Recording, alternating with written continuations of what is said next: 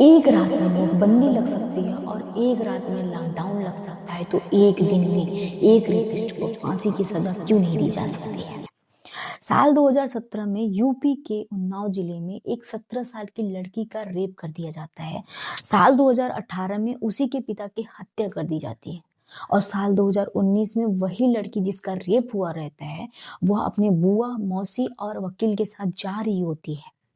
उसके कार को ट्रक से एक्सीडेंट करवा दिया जाता है, जिसमें उसकी बुआ और मौसी नहीं बचती हैं और लड़की और वकील बहुत ही मुश्किल से बचते हैं, बहुत जख्मी हो जाते हैं और लड़की तो 15 दिन तक वेंटिलेटर में रहती है। और इन सब के पीछे हाथ किसका निकला? भारतीय जनता के पूर्व विधायक कुलदीप सिंह सेंगर का। साल 2019 में दिल्ली के हाई कोर्ट ने कुलदीप सिंह सेंगर को उम्र कैद की सजा सुनाई थी। साल 2019 में उम्र कैद की सजा सुनाई थी और 23 तारीख को उसको बेल दे दी गई। और अब पीड़िता कह रही है कि जब अपराधी बाहर है तो मुझे जेल में डालो, क्योंकि मैं सुरक्षित नहीं हूं। ये बेल नहीं थी, ये न्याय व्यवस्था के ऊपर एक बहुत बड़ा जोरदार तमाचा था।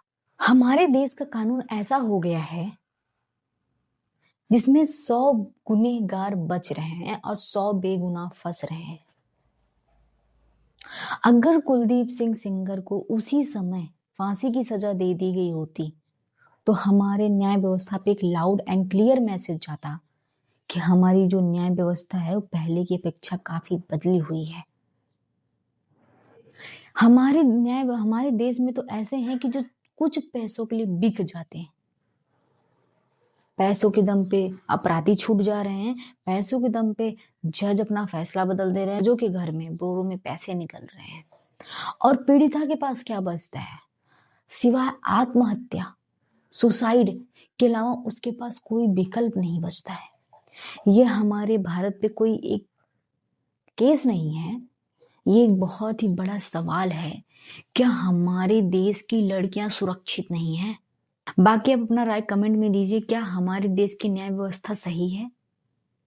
क्या ये जो हो रहा है वो इंसाफ हो रहा है? बेगुनाहों के साथ जो गरीब हैं, जिनके पास कोई नहीं है, क्या उनके साथ इंसाफ हो रहा है? हमारी सरकार को कैसा बदलाव देना चाहिए? क्या हमारी सरकार को ऐसे चुप रहना चाहिए? हमारी सरकार की जो न्याय व्यवस्था है वो कैसी रहनी चाहिए? आप कमेंट में जरूर बताइएगा।